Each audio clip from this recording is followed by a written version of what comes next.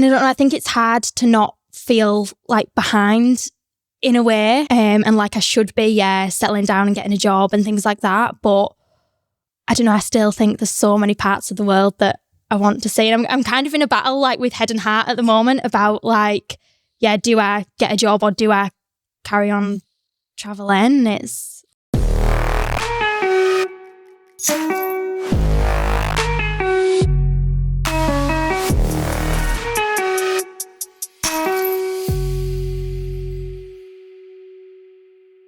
Hello, and welcome back to another episode of the podcast Chatzzz. And we have a very, very special guest today. Abbie, welcome to the podcast. Thank you for having me. So, I think, when did I message you? Last week? Yeah. Last week. Because you've got something very exciting coming up next month that I think would be cool to talk about for everybody. Yeah. And so here we are. So I've prepped you a few questions, but what we'll get to do for the first time, which I haven't prepped you about, is if you introducing yourself for the first time, if you're in a taxi, how would you like introduce yourself, or what would you say you do? Oh my God. Put you on the spot already. So I'm currently working as a mental health support. Doing that, I've just currently finished my master's degree. God, this is hard. I just came back from travelling and kind of just taking some time to figure out what I want to do with my life. I think that's the hardest part though, like you've seen before. Like, how old did you say, 23? Yeah. Like when I was 23, what was I doing at 23? I'd maybe just finished uni when I was 22. Yeah. I think I was doing events and stuff, and I didn't have a clue what I wanted to do. And now I'm 28 in a couple of weeks, and I think, fucking hell, where's that 5 years gone? I was saying to someone the other day, I feel like I'm more unsure now of what I want to do at 23 than I did when I was 18. I feel like you get it drummed into your head though when you're 18, like, right, go to sixth form, go to uni, get a job or whatever. And then when you leave like school or uni, it's like, nobody's telling you what you should or shouldn't do. But it's a funny one. So the 3 facts. You said you found this quite hard to do, yeah? Yeah. So, right, what's the first fact? Let's go with the first fact. So the first fact, I was Junior Miss Cumbria back in 2016. Oh, very cool. Yeah. How did that come about then? They do like scouting and stuff in Carlisle, and that's how I came across it. And to be honest, it's one of the best things I think I ever did. I think a lot of people think it's you just get up on stage and you look nice, and it's not that at all. It's about like what you do in the community and your fundraising. So I used to do a lot of stuff with like the hospice and the youth zone, and I did quite a bit of fundraising for Variety, the children's charity. And I met a really amazing group of people through that, and it's I'd probably say shaped me into who I am today, especially because I was 16 at the time. It's a very strange period of life, but I loved it. It's one of the best things I ever did. So why do you think it shaped you then at 16? Because obviously like 16 is a very impressionable age. Yeah. So what was that like then? I went through quite a lot when I was 15. I had a bit of a crap time, and I don't know, I think it kind of brought me out of that, and it gave me quite a bit of confidence that I don't think I had before. Yeah, I suppose like being put under the spotlight and stuff like that, I don't know, would you like say you kind of thought who you actually are as a person kind of thing? Obviously at 16 you don't really know who you are, but maybe you brought yourself out the shell a bit more. But cool. And then the second one, what was the second one? You already know this one, but Jill Glencross, the funeral director, is my mum. Yeah, Jill, good old Jill. So what's that like then? Because everybody seems to know Jill. Everyone seems to love Jill. Right, the amount of people that will come up to me in town, it's like, oh, hi, Abbie, you all right? Or, hi, how was your travels going? And I think, I have no idea who you are. It's like people that have obviously seen me on Mum's Facebook and stuff, but I feel like, I can't exactly say, Who are you? And it's even just like driving around in town, she'll come up on like a billboard or something like that. I think a lot of the time people don't realise everything my mum actually does. I think a lot of people just see the face of it, and like she'll be out at work till like 8-9 o'clock sometimes at night, and then she'll come home and sit on that couch and sit on the laptop till midnight. And she does make a lot of sacrifices, like even for our family and stuff. Like Christmas Day, I think Christmas morning I woke up and they were both out on call, and then I think they got home about lunchtime, prepped the Christmas dinner. As soon as the Christmas dinner was out on the table, they got called out again. And it's, obviously it's what she does, like, but I could honestly talk about her all day. Like, I think especially because as well, going from literally setting up on her own to now having like however many members of staff, I can't even keep up with how like many members of staff she's got now. It's amazing. What's she actually like then being your mum? Rather than, because everyone will see her probably being the funeral director, the business owner, that kind of thing. What's it actually like being a daughter and her being your mum then, would you say? If I'm going to be completely honest... Don't slag her off too much. I'll probably listen to this. If I'm going to be completely honest, I don't see her anywhere near as much as I would like to. But then obviously that is partly because with my schedule, I am here, there and everywhere. And yeah, it is quite hard sometimes, but I'm so proud of her. Like I love to say that I am her daughter. Yeah, she's an amazing woman. Oh, that's cool. That's very nice to see. I'm sure she'll appreciate that. And the third one, what's the third one then? I love to read. One of my goals for this year is to read 100 books. I read 10 in January, so we're off to a good start. Yeah. We're off to a good start. Does that count as physical book reading, or is that Kindle, or can that be audiobook? I don't count audiobooks. I'm not a fan of audiobooks. Used to be physical books. And to be fair, that's one thing I regretted not taking on my trip is a Kindle. I did take a physical book out with me, and it was quite good when I was in Australia because loads of the girls were also reading. So we all just like swapped about books. But a couple of people had a Kindle. So that's literally like the first thing I bought when I got home. And I think that's why I have read so much, because it's just there. Yeah. And as well, books, you want to save the trees, don't you? We're all trying to be sustainable and stuff. I thought one of your facts was going to be that you're climbing base camp, you know. But no, I thought that's all we're talking about. Yeah, anyways, no, I thought. You've thought ahead, actually. You've planned it out better than me. Right, so let's talk about like what you were like growing up then, when you were little Abbie, first kind of memories and stuff. But what did you enjoy doing? What were you like?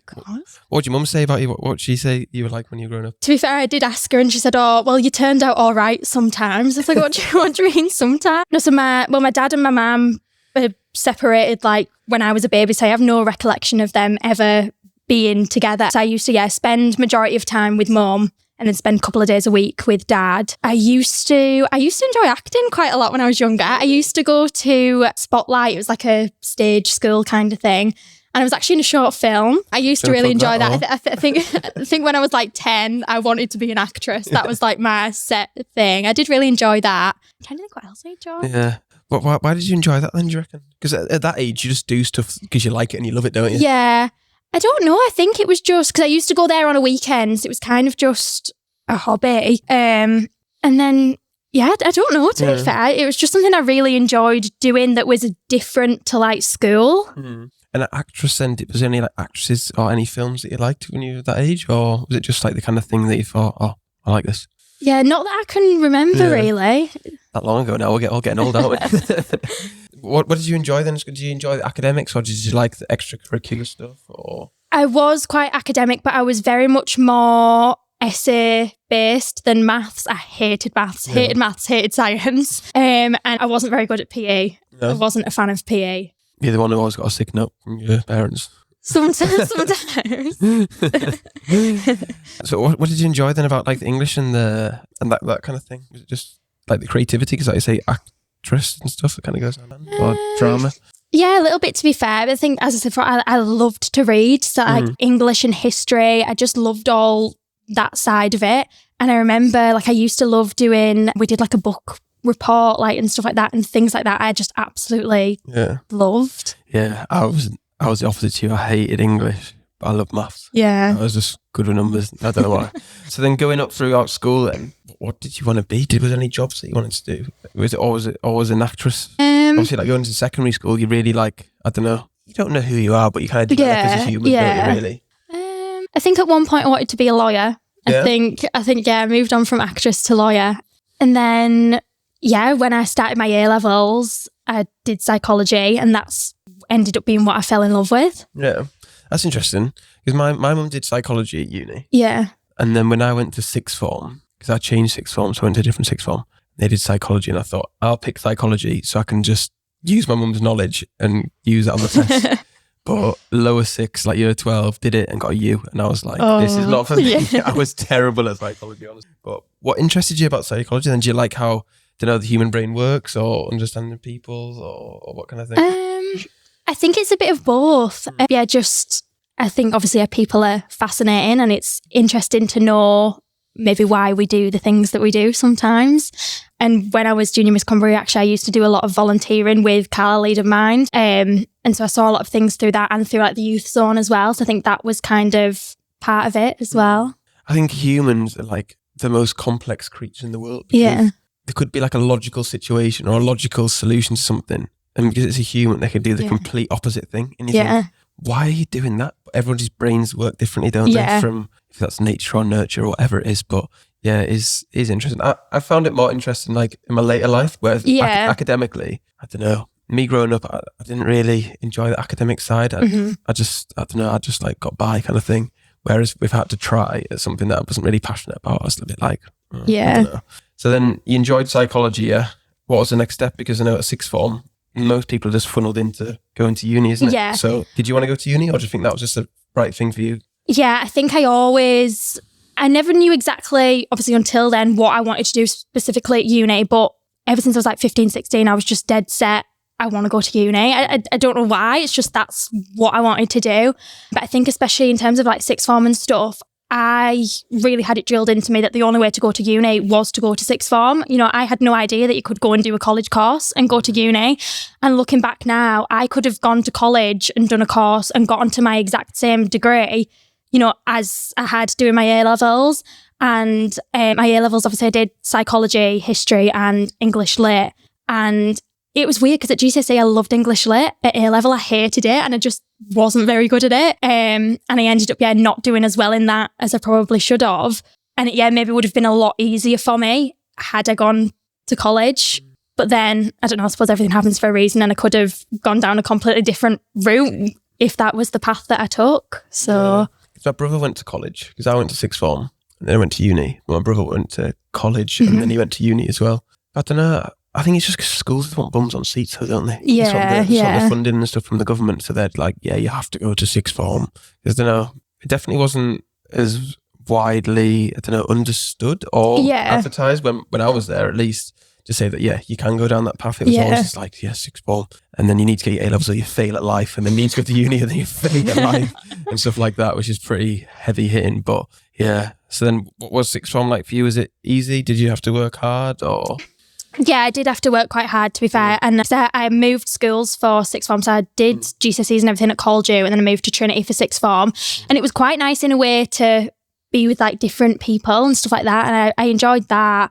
But yeah, I did find the jump from GCSE to A-level quite hard. It's massive. I think that's the biggest jump out of anything. Yeah.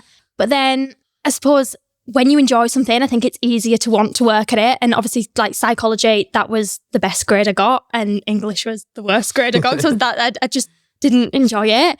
But yeah, I think if I could go back, I probably would have changed the A-levels that I picked. I still would have done psychology, but... What would you have done instead? I maybe probably still would have done history, to be fair. And then I maybe would have done law rather than English. Okay. But why law, do you reckon? I think...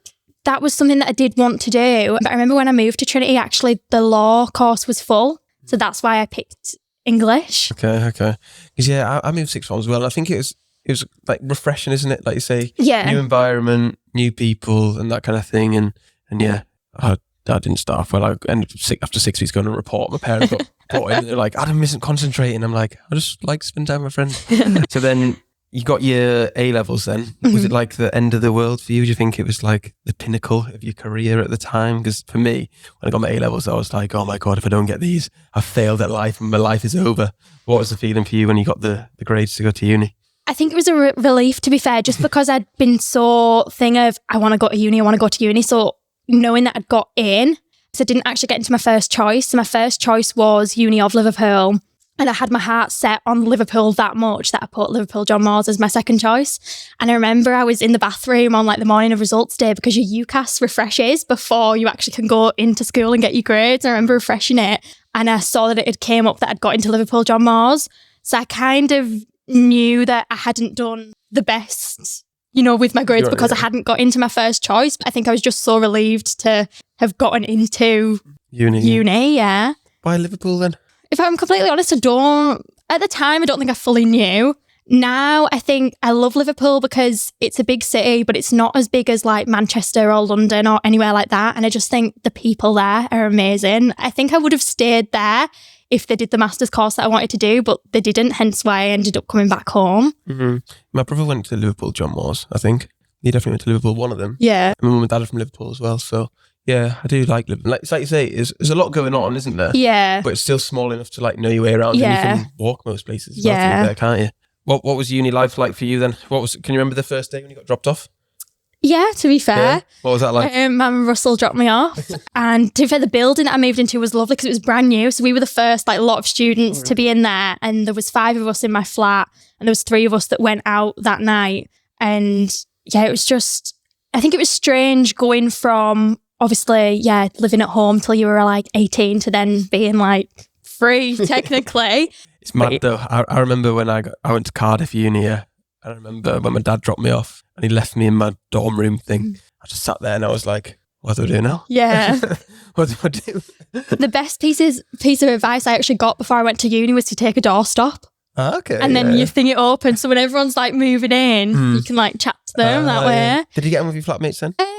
Yeah, so there was 5 of us and there was 3 of us that got on really, really well. So it was sort of just the 3 of us. But one of the girls, actually, her best friend from home lived in the floor above us. Oh, cool. So they were like a flat of 10. So we ended up constantly just going up there and making friends with them. And then we all moved in together, like a mixture of these 2 flats the following year. But first year of uni was when like COVID and everything happened. Oh, really? So I think it got to the March and I think it was a Sunday and we got an email. It was like, uni's off and we were all like, oh, great. Like, we've got a 6-month summer. And then obviously they announced lockdown and it was like, oh, because it was one of my friend's birthdays in like a month's time. It's like, oh, like I'll see you in a month. Like, and we all packed up and obviously came back home and obviously it ended up not being a month. And my whole second year of uni was online.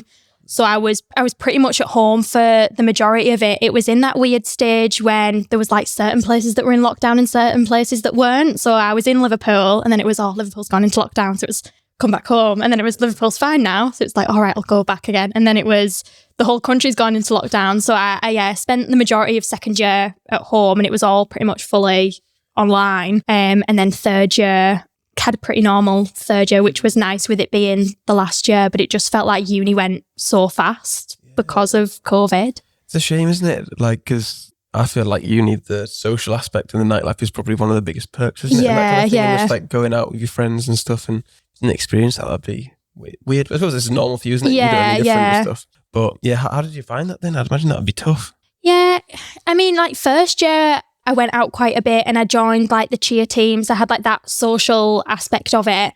And then in third year, I don't know if it was COVID or what it was, but I was a proper homebody. Like I hardly went out third year of uni and a lot of my friends did. And I think now in hindsight, I do wish I'd made the most of it a little bit more. That's just what I wanted to do at the exactly. time. Making yourself happy at the time, isn't it? So then you went on to do a master's after, did you? Yeah. So I did my master's at Newcastle. So what made you want to do a master's then? Just prolong the student life or? A little bit, but to get anywhere with psychology, because psychology is so competitive nowadays, to actually become a clinical psychologist, you have to do a 3-year doctorate. To even get onto the doctorate, you have to have a year or 2's experience, as the gold standard is an assistant psychologist position. And even they are quite competitive to get. You don't need a master's to get them, but 99% of the people have got the master's now. So, if it was between you and somebody else that had the master's, chances are they would get it. So yeah, that's kind of a reason for doing it, and just because I really enjoyed it as well. Yeah, so you went to Newcastle as well. Why did you pick that? Just because it was closer to home? Yeah, because Liverpool didn't do the masters that I wanted to do, and I didn't want to move to another city. So I thought I'll come home. So I applied for there, and I applied for UCLan as well. And I got offers from both, but Newcastle is a better university than UCLan, so that's ultimately why I chose there. Oh, that's cool then. So then when did you graduate last year, was it? I handed my dissertation in August last year, graduated in the December. Oh, nice. That's cool. Was it hard work doing a master's then? It just my perception for a master's is just like, it's really hard work. Yeah, I found it a lot harder than my undergrad, definitely. I think I have a really bad habit of leaving things till the last minute. And I kind of got into a really bad habit of that in my undergrad because, I'd hand in a piece of work that I'd done quite last minute, and then it'd be like, oh my God, I've actually done really well on that. So I think I got into a bit of a bad habit, whereas with my masters, it was constantly like assignment after assignment after assignment, and then you had like your dissertation, which is obviously a big project. And I still did leave things a little bit last minute, but I think I kind of learned from my undergrad to not do it so much. I think all students do that though, don't they? Yeah. I don't understand the students that would, maybe this is just me being an idiot, but the ones that do it like 2 weeks before the deadline or something. Yeah. I feel like I would start 2 weeks before the deadline and then I'd cram it in and I'd work hard because I've got that deadline. Yeah. But I don't know. That's just me. But it's almost like the pressure of it makes you do it. It's like you say, I've got 20,000 words to do in 2 days. I'll do it, but I can't do it in the previous 6 months. It's weird.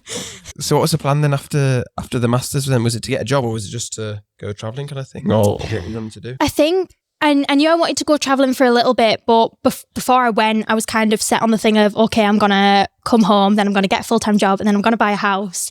And yeah, I don't know, I think travelling's just made me very unsure. I think it's hard as well because some of my friends, like one of my friends currently is planning a wedding and some of them are like buying houses.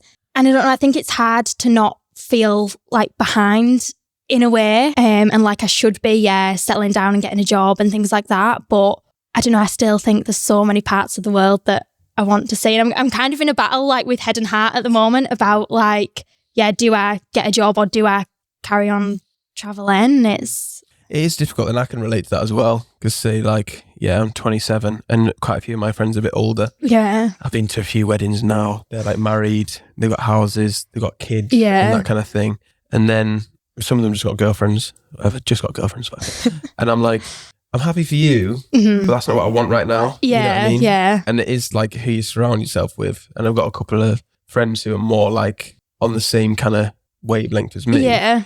And just understanding that some of my friends are just for fun and entertainment and some of them are for like progression or motivation and business and that kind of thing as well. Yeah. But I can completely relate to that. Like I was meant to get my first property on Monday, but that's definitely not happening. It's being pushed back. So like, I'm only doing that now at 27, you know? Yeah.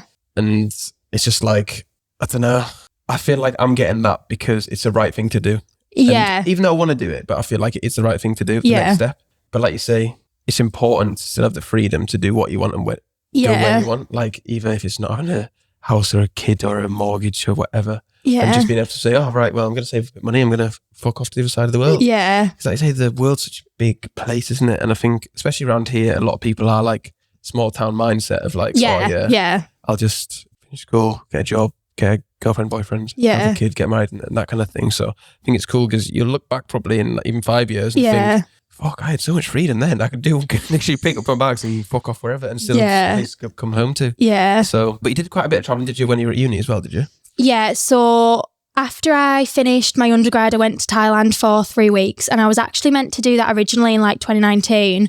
And I ended up pushing it back to 2020 because I think like my grandma and everyone were like, you know, you need to do a year of uni, make sure you're a bit more independent, obviously because I was going by myself as well. So yeah, push it back to 2020. Obviously, we all know how that went and I couldn't go. I was like, oh, it's fine. I'll definitely be able to go in 2021. Obviously, couldn't go again. So yeah, finally got to go in 2022. So that was with like a company. So like I flew out by myself, but you had everything set out for you. You had like a ready-made group of friends. You had like a rep, things like that. And then I went to Malaysia with university as well, which that was fully funded by uni. So that was amazing. Oh, that's tough. And then, came home, graduated, did my master's. And then I had a month off for Easter when I was doing my master's. So I went to the Philippines again with like a tour company. And obviously when I was getting to the end of my master's, I kind of knew, you know, there's still a lot of places that I wanted to go to. And I think having done like group tours previously then gave me the confidence to go and do it by myself. I don't think I could have done it by myself just straight off the bat. Why do you think that is then? I don't know, to be fair. I think it's like fear of the unknown almost because before I went to Thailand, I'd never really been out of Europe. So just having that experience of kind of knowing what it's like, but you've kind of got someone there to hold your hand because you've got, like I say, like a tour guide and things like that. And if anything goes wrong, there's somebody there to help you. So I think, that really helped. So I was going to say, because if I was to go travelling, right, by myself around Asia, I'd be like, where the fuck do I start? Yeah. You know what I mean? So I'd imagine at least you kind of know the gist of like where you should book or what websites to go to or who to speak to and that kind of thing. So if somebody listens to this and they're thinking, I want to go travelling, where should they start and that kind of thing? I actually think TikTok is your best friend with stuff like this. Like, because you can literally search Bali itinerary, Thailand itinerary. TikTok. There's so much information on there now. And I think sometimes it's a lot more up to date than websites. And obviously you're getting people's first-hand experience But I think in terms of solo traveling, I think the best way is to either start with a group tour or to start small, maybe take yourself for a weekend somewhere, things like that, just to build up that confidence. Because it's a big thing getting on a flight by yourself and going to the other side of the world. No, definitely. So then your recent travel trip then. So let's talk about that. I'm interested to hear about that. So how did that come about and how did you plan it and what was kind of like the thought process of places you wanted to go and things you wanted to see and things you wanted to do? So one of the girls I met in Thailand back in 2022, so she was actually my rep and she's now one of my best friends. And that's why I think it's funny how the world works, because if I'd originally gone, when I originally booked it, I never would have met her. And we always message each other like, oh, should we go here? Should we do this? And the friends you want. Australia got mentioned. So that was sort of like the first thing. It was like, right, we're going to go and do Australia. And I sort of knew that I wanted to go to other places as well. So then that's kind of when, I added Bali and Vietnam onto it. So we spoke about just before the podcast started as well, didn't we? Because I said that I want to go to Bali. Yeah. And you said that probably wasn't your favourite place. And it wasn't all that it is made out to be from your experience. So the places that you went then, what are the pros and what are the cons and what would you say to people about the places you went to in your recent travelling? Oh, I would say Thailand is the best all-rounder in terms of, like the beauty, the culture, the food. The food in Thailand's really good. That's probably the best food. Whereas I would say like the Philippines is the most beautiful place I've ever been, but it's a lot harder to get around because the Philippines is made up of, I think it's something like over 7,000 different islands. So whereas in Thailand you can get like buses from place to place and it's really, really cheap, in the Philippines you have to fly, so it's more expensive. So a lot of people actually miss that out when they travel Asia. Bali, I think Bali's quite a good place to start because there's a lot of people there now from England, and there's a lot of people in Canggu, which is where people usually start in Bali, that are like digital nomads and stuff. So I'd say that's quite a good place to start. And there is still a lot of culture in Bali, but as I said before, like it's still quite westernized now. And I don't know, I think I thought I was going to absolutely love it there, and I did love it, but just not as much as I thought I would. I think I had like this idea in my head of what it was going to be like. What was the idea then? What was the expectation versus reality then? Because you're breaking my dreams here. Sorry. I'm never going to Bali now. No, you will really, really like it. And I would still tell like people to go. Yeah. But it's just, in Vietnam, for example, like you walk down the street and every place you pass is like a local family's traditional Vietnamese shop. In Bali, it's like, you can go for brunch here or this here. And it is nice. And there is obviously still parts of Bali that are very Balinese. But yeah. And what's Australia like? 'Cause everybody bigs up Australia. I've had friends who've been there, lived there and stuff, and everyone just absolutely loves it over there. They just say like the lifestyle and everything is just, different. Yeah, I did absolutely love Australia, to be fair. And I think they've got a lot more of a work-life balance over there. And it was even like, we were getting picked up for day trips sometimes at like 6 a.m.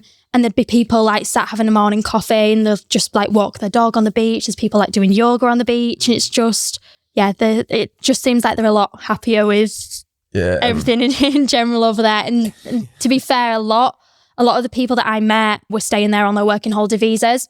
And I think the day that I was leaving Australia, because I'd been there for 6 weeks, I was really, really upset. And I said to one of the girls, I don't think I realised how much I probably would have wanted to stay until it was time to leave. It's just, it's hard to compare it to other places I've been, because like a lot of people say to me, what's your most favourite place you've ever been? I think Australia is in a whole different thing. Like I feel like I can't compare it to Asia. Yeah, because I think it's a hard question, isn't it? Because you like different things of different places, isn't it? Different aspects. Because I can get that. Because in Australia, I kind of sense it's similar to like my perception of like Marbella, where like it's nice weather. Yeah. People are maybe health conscious, fitness conscious. And stuff. Yeah. It's by the beach, by the sea, and that kind of thing. And there's a bit of money there as well, which is always good and that kind of thing. But I've never been to Australia. Yeah. I think I would like to go. I'm not sure when yet. Yeah. But Bali was next on my list, but now you've kind of persuaded me not to go. No, I think you should still go. So then you came back, and then when did base camp come around then? So I actually had that booked before I went on that trip. Fucking hell. So many things planned, so time in advance. I didn't even know what I'm doing tomorrow. So I think it was when I was on my flight back from the Philippines, I downloaded, I don't know if you've seen on Disney Plus, Finding Michael. No. So it's Spencer Matthews that was on Made in Chelsea. Yeah. It's about his brother. He was, I believe, the youngest person at the time to ever summit Everest. Mm. And his Sherpa, basically, they were on the way back down, his Sherpa turned around and he was gone. Honestly, my mum's literally just told me a story before I came here. She was like, oh, Spencer Matthews' brother died. And I was like... But yeah, there's a big documentary about it on Disney Plus, because basically Spencer went out there to try and recover his body. And I won't tell you in case you watch it, because I would really recommend watching it. But I watched this, and then funnily enough, a week later, because I couldn't stop thinking about it, a week later, I saw there's a travel influencer called Louise Truman, and she now has her own company running like group trips to like bucket list places like that. And she put on that she was running this trip. And I was like, oh, I'm in an hour in. I was like, it's not a good financial decision, because obviously I had this big trip booked and you had to like sign up to get a link for a space. And I thought, oh, there's no harm just like signing up. And then when the time came when the link came out, I thought, and I just went on and booked it. That was that. That's cool. So yeah, I think that was like May last year. Oh, and then it's coming in 5-6 weeks, isn't it? Have you done any like prep? Is there any like training you have to do or anything like that? So I've done... What's the process after you've signed that link? What's been the next steps? I've tried to do a lot of cardio and things like that. I've tried getting out in the lakes for walks and things. My dad's crazy. My dad runs like 100-mile marathons in the Lake District and stuff. And he now actually has his own coaching business, like helping people to do that. And I think he has some clients that literally want help with like Couch to 5K, whereas he has other people that are doing, like 100-mile races. And my dad has actually done base camp before. Oh, really? So I've got quite a bit of knowledge and advice from him. But I think the one thing that can stop people getting to base camp is altitude sickness. And that's one thing that you can't really train for. When you actually get to Nepal, you can take tablets, I think they're called like Diamox, that can prevent it. But if you get it, there's not really much you can do. Yeah. Don't people do like altitude training and stuff, like go up to the mountains and stuff like that? Yeah. But I suppose we can't really do it around here, can we? Yeah, there is like special centres in like London and places like that where you can go in a room and they can use some fancy technology to, like mimic that sort of altitude, and you can like exercise in these rooms. But obviously we're quite a way away from it. Be expensive to just get down there and do it. So then with this travelling influencer then, and the group, like, have you met the people that you're going with, or is it just online? You're in like a group? No, so we're all in a group chat. I think there's 16 of us all together.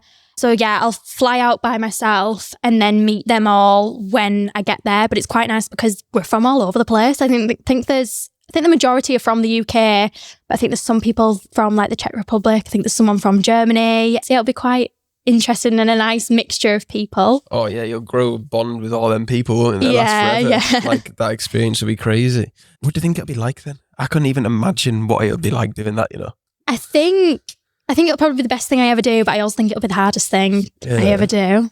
How long is it meant to take then? So the trek itself's 12 days. 12 days. And that includes 2 like acclimatization days. So I think one day we get to a place called Namche, and then the next day we stay there again to sort of get used to the altitude before then going on further. And then when we get further up, we've got another day like that as well. But it's average of around 6 to 9 hours of walking each day. Each day, fucking hell. And you've said you've been doing that training, have you, or not? I haven't trained as You're going to be absolutely fucked. I haven't trained as much as I probably should have, but I think my fitness level's all right. I think I'll be. Yeah, it'll be sound. It'll be sound. So like, are you going to video it when you do it, or? I think that'd be cool if you did. Yeah, I think I would like to, even if I don't put it anywhere. I think even just for me to have to look back on, or like when I'm older and things like that. I'll definitely put stuff on like my TikTok about it. But yeah, I am considering buying a camera and like actually properly vlogging it, but just not sure yet. I think that's the thing that's so underrated. Even like with my family, like at Christmas, when I was Christmas Day, like videoing us just playing like, what did we do? Like a quiz or something. Yeah. So like, yeah, I'm never going to post it anywhere, but I can look back to that content like in years' time when my mum and dad pass away or whatever, as depressing as that sounds, and then be like, oh, remember that? Because I feel like, well, I don't, take as many photos from my family or as I should, or videos as I should. And even like when I've been away on holidays with my friends and stuff, I'll video it, and I've posted some of them. Quite a lot are unlisted now, but I'll look back and be like, oh, that was such a good trip. Remember that? Yeah.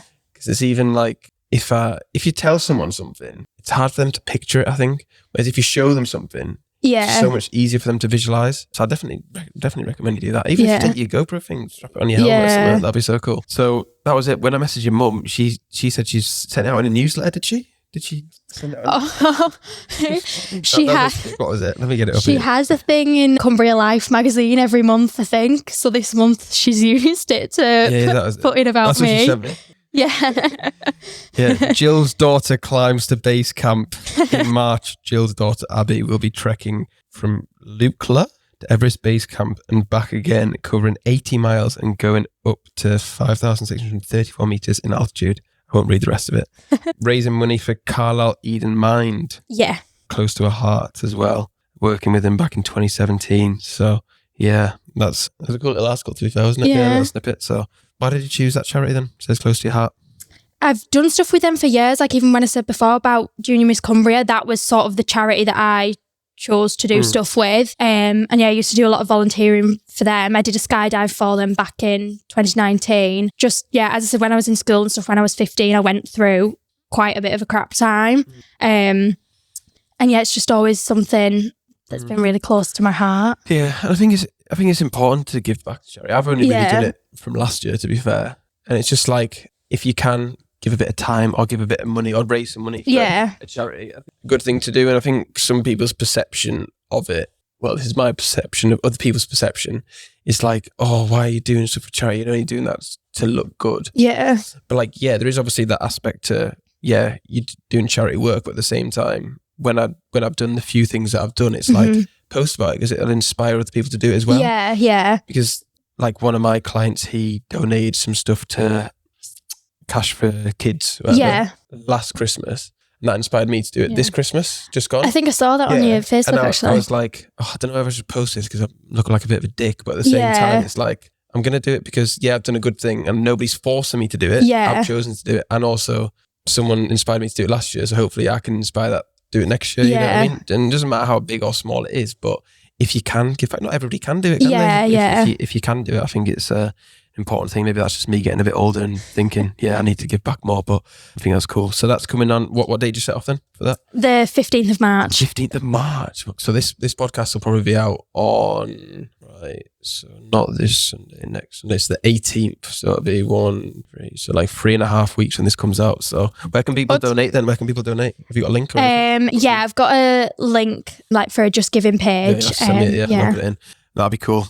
What would you say your emotions are to that? Excited, nervous, apprehensive, or all of the above? All of the above. I would be shitting myself, honestly. But yeah, I'll have to watch that documentary thing. Because so you mentioned it and my mum's made it as well, so it'll be quite cool. But yeah, right, let's go on to, I said biggest regrets, didn't I? Any regrets that you've got? Did I prep you for that? You said, I think, either biggest mistake or my greatest strength and weakness. Yeah. I'm going off on a tangent here. What did I say? Honestly. Right. So we said, biggest mistake in personal or business life. So what would you say a biggest mistake or a mistake that you've made that you would change or like a regret or something, would you say? I actually prepped for the greatest strength and weakness. Right, let's skip that then. Let's do the greatest strength. Greatest strength. What's your greatest strength, would you say? I would say I'm very caring. Yeah. But then it's a hard one because I would say sometimes that also would be a weakness. Yeah, but I think it's a good weakness to have though, isn't it? Yeah. But like you say, you can shoot yourself in the foot by being too nice and people taking advantage of you. Yeah. Give us an example then where you think you're too nice, maybe. I think I'm just a bit of a people pleaser and I'll sometimes go along with what other people want to do versus what I want to actually do. I think I am a lot better at it now than I used to be. But yeah, But I think it's like what we were saying before the podcast, wasn't it? Of you prefer going on solo trips now. Yeah. Because you can do what you want when you want and stuff. Yeah. Whereas in groups, you kind of have to go with the group flow and stuff like that. Yeah. But yeah, I think, like you say, it's a bad trait, but it's a good trait at the same time because you want to be nice. You can get a long way if you're nice. Yeah. But yeah, and then what would you say your greatest weaknesses then? You said you prepped for this. Have you got no weaknesses? I think I worry too much about what people think of me. Do you reckon? Why do you think that? I just always have. And I think that also ties in with like the people pleasing thing. I'm a lot better at it than I used to be. But yeah, just... Why do you think like that then? I don't know. I think even like when I like put my stuff on TikTok and things like that, like I always worry like, oh, are people that I went to school with talking about it? I think it's hard to get out of like that mindset. And it's just, I've just always been like that. It is hard. And I always say like, how can I put it? There's a way to think about it. If it's either good to be loved or hated, it's like good to be polarized. If you're like in between, like, oh yeah, they're all right, whatever. If you're like, I was like, oh, I love their content. Oh, I love Abbie. That's great. Oh, I hate Abbie's content. That's so shit, whatever, because they're jealous, whatever. But it's better to be that. But then at the same time, think of how much you think about somebody on a daily basis. Yeah. You probably think about, I don't know, you probably talk about this podcast for about 10 seconds today, whatever, or me. And then you go into, because you've got a busy life, haven't you? Yeah. So like, I always think, oh yeah, well, they might judge me for that 10 seconds, but they go on for the rest of the day and not even care. Yeah. You know what I mean?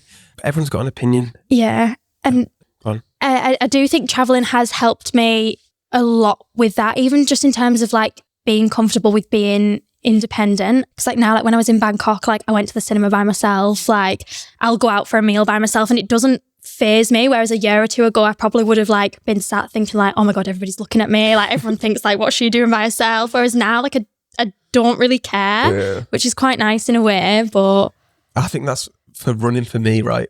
I've just taken up running and I've posted about 1 million times about it, but I've only done 4 runs. That's what I thought for the running, for going by myself. So I've done 4 runs now, 3 with people, 1 by myself on Sunday. And that was a big step for me because I was like, oh my God, people are going to be looking at me thinking, oh my God, he's so slow. What is he doing running and that kind of thing. But then you realise that, they'll just look at you and be like, oh, it's just somebody running and just get on with the day kind of thing. And nobody like really cares. But what I found as well is, I don't know if you find it when you post TikToks and stuff, but it's the strangers who are your biggest supporters. Yeah. And the people that, don't get me wrong, my friends will support me, but like people that maybe, like one person removed, like the ones who are like negative and like, oh, what the fuck they doing, that kind of thing. But the strangers are like, oh my God, you're so good, you're doing so good, and that kind of thing. Whereas when I do my runs, people say hi or nod and stuff, and it's like, oh, thanks for that. It makes me feel good and stuff like that. I don't know if you find that. Do you have like random strangers that you always see liking or commenting, or friends that you've never met before and stuff like that? Just thinking about that, there's a woman that actually messaged me when I was away and she said like, oh, you don't know me, but I'm from Carlisle. Someone at my work was talking about you travelling, and I just want to say like, you've really helped my daughter. My daughter really wants to go travelling. She's gone through a bit of a crap time, and like seeing, you do what you do has really helped her. And it's stuff like that like really means a lot to me. And it's people like that you don't know who they are, isn't it? Yeah. But you've made an impact on their life by trying to just do a positive thing, whatever it may be. So, but I think a lot of people are like that though. I think a lot of people are like self-conscious or self-critical and care what people think. And I do get it, because social media is tough. Yeah. Because it paints a picture of everyone's life's perfect, and people probably listen to this podcast think, oh, they've got the shit figured out, but I don't have a fucking clue what I'm doing in my life. You probably don't have a clue. We just sound like we did and that kind of thing. But yeah, it is quite cool. So I'm going to spring one last question on you. What do you think makes you happy? I would say my family. I love my family to bits. You're gone. What were you? Why family, would you say to you? Why is family so important, and why does it make you happy? I just think no matter what you do, you could do something really wrong or anything like that, they're always there. They've always got you back. They maybe will tell you what you've done wrong or daft. And I think they're really good for advice. And it's just, I've always been really close to my mum. And I think me and my mum, we get on, but sometimes we're very similar. So sometimes we clash because we are so similar. But my mum's like my best friend. So that just makes me happy. What were you going to say after that before I interrupted? I would probably say travelling as well. Travelling, yeah. Because travelling for you, what does that like mean to you? Because like I say, Carlisle, a lot of people don't really travel that much. And I feel like that people don't, maybe in like bigger cities and stuff. And people I've been to uni have with, but why does that make you happy as well? I think when I'm maybe not necessarily in Carlisle, but just at home in general, I feel like I can be quite introverted. Whereas when I'm away, I found I was actually really extroverted, and in a way I felt like a totally different person. And I think I sort of had to be extroverted because you had to put yourself out there to meet people. But it's just, even the thing of as well, like for 3 months, all I had on my back and had with me was you know, everything that I'd packed. Whereas I think at home, you know, you have access to so many things and you think that you need certain things. I don't know what I'm trying to say. You think you need a lot of things, whereas realistically, you don't. And even like people that you meet out there, like locals that live there, sometimes often have, you know, a lot less than we do and are often a lot happier than we are. And it just puts things into perspective and makes me really appreciate things, I think. Yeah, because we are very privileged and entitled in this country, I think, aren't we? Like, I'd imagine like in Vietnam and Philippines and stuff like that, they probably don't even have running water or whatever, and they're just happy to be alive. They're like us complaining, oh, fucking hell, the shower's cold today or something like that. And I think even travelling in itself is a massive privilege. And I often have people message me and say, oh, how can you afford to travel? Like, how can you do this, that? And I think often I have actually had people say to me, you know, people think that I travel because of my mum, you know, that my mum funds it, and that's not the case at all. I bet you wish. Yeah. Like over the summer, I was working 3 jobs, working 70 hours a week whilst writing my master's dissertation to literally put everything away to travel. But then I do also think it's hard because online a lot of people will say, oh yeah, just cut out this and this and put all your money away. And it's not that simple. You know, I am very fortunate and very privileged that obviously I do still live with my parents, and, you know, I can put the majority of my money away for travel, but that's not the case for everybody. So I do think it is hard work, but it also is realising that you are very lucky. I imagine it's not as expensive as people think as well, isn't it? Yeah. To do it on a budget. Yeah. And often it's the expenses before you go out that are actually the most expensive. So like your flights, your vaccines. I think my injections, I don't even want to talk about what my injections probably cost me. But yeah, it is cheap when you're out there. But I think it's just the thing of, you know, you need to go out there with a bulk of money, and it is hard to save up. Yeah. No, definitely.